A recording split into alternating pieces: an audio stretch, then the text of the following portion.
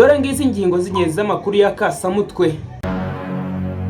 Wa mukobwa wanyu wigize umugabo w'umutinganyi DJ Burian noneho abishyize ku mugaragara rero uravuga yuko ari umutinganyi.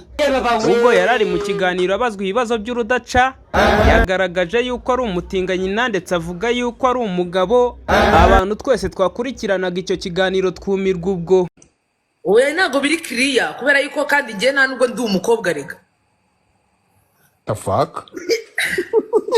Titi ibintu bisobanura.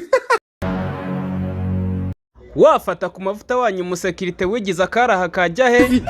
Umukozi wa Coach Gael ndetse na 155 AM Umaze kubyimba yarahiye yasizoye yego yarashaka kureba inda ya The Ben ku mugaragaro ngo areba budomino. Reka mbwire sata Niko kantu bamutumye. The Ben akira challenge yafata ku mavuta kakanya.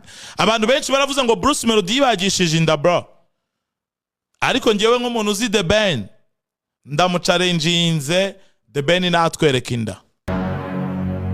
Umubyinnyi wanyu Titi Brown umugabo wa Nyambo yajombaguranye ibipfunsi na Jojo Buriz umugabo wa Divine.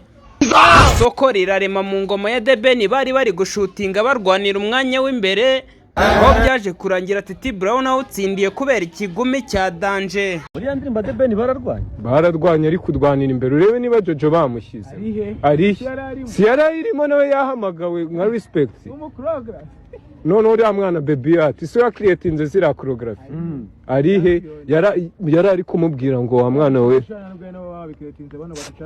nta nubwo abari n'ibyabo man ni baby ati wazi creatinze choreography yanamwangiye man ikafata challenge na The Ben.